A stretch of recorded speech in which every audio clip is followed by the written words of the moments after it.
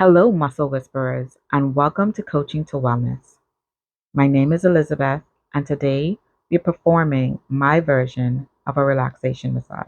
I am a holistic wellness coach, manual therapist, and one thing I've recognized over my 22-year tenure is there has been many people that need to relax their body, mind, and spirit.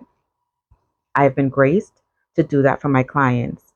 Today, we're using Effleurage, Petrissage, muscle stripping, circular friction, and compression. Effleurage involves using big, broad strokes with the palm of your hand, while Petrissage involves kneading, lifting, and squeezing the muscles. Muscle stripping is the use of firm strokes in the direction of the muscle fibers. Circular friction is applying pressure and friction on targeted tendon, ligaments, or muscles. Compression is to apply pressure on a specific area. But that's enough explaining. Let's get started. In this video, I'm performing a full back massage. I already lubricated the back with my desired oil, but for the sake of time, you can do the same. You can use cream, oil, or gel to have as much or as little glide as you prefer. I start with Effleurage strokes, about 6 to 10, give or take. Effleurage helps to spread the lubricant. It is a transitional stroke, and it also aids in relaxation.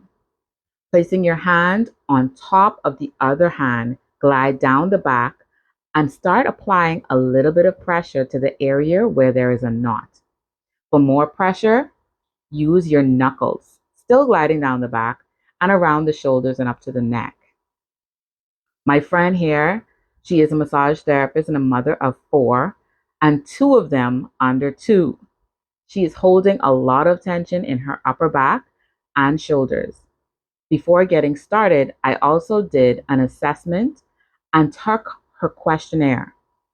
That allowed me to gather some useful information that she may or may not have verbally said during the consultation.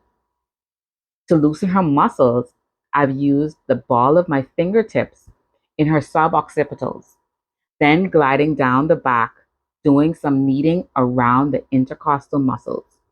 This will loosen the muscles and the fascia in that area. This area, we're also hanging out with serratus, aka the boxer's best friend, because it literally helps your rib cage throw a punch. Do you feel that fan-like muscle? That's the serratus. I know that muscle is saying thanks for the attention, but let's scoot down to the rectus abdominis. That's your core's 6-pack, or if there's still a 6-pack. Don't worry, if it's more of a 1-pack today, we still love it.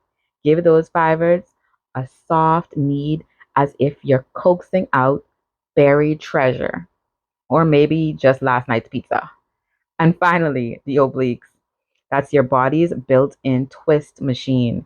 These guys are there when you reach for the remote without risking a cramp. A few gentle squeezes, and you're telling them, nice work supporting me every day. That may have gotten adhered over time. Then I targeted the rhomboids, the lower traps, doing circular movements with one hand on the anterior aspect of the shoulder and the other hand on the posterior aspect, getting into those muscles. I repositioned myself using my thumbs to use more pressure, then flushing out the area. While focusing on the shoulder, I could not forget the supraspinatus, using circular friction at the vertebral column. I repeat this quite a few times before targeting infraspinatus that lives in the infraspinous fossa of the posterior aspect of the scapula. I do the same thing to both sides, the broad, shallow depression just below the spine of the scapula. This muscle externally rotates the humerus and stabilizes the shoulder joint.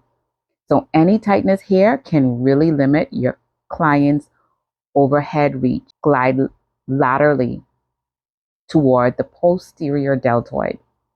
Feel for any gritty adhesion. I place my thumbs a few inches below the scapular spine, angling them slightly outward to follow the fiber direction.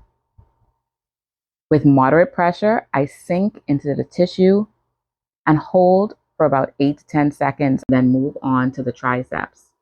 The triceps has 3 heads, the long, medial, and lateral head. At this point, I perform mobilization technique on the long head of the tricep, just lifting that tricep, walking it back and forth, and giving it a little bit of a squeeze with both my pointy finger and my thumb. And this will allow the muscle to loosen if there's any tension or tightness in that muscle. I do a bit of acupressure or shiatsu along the side of the spine, releasing the erector spinae muscles and the multifidus. I do some circular friction around the pelvis and end with Effleurage strokes. Miracles happen when your touch meets real intention.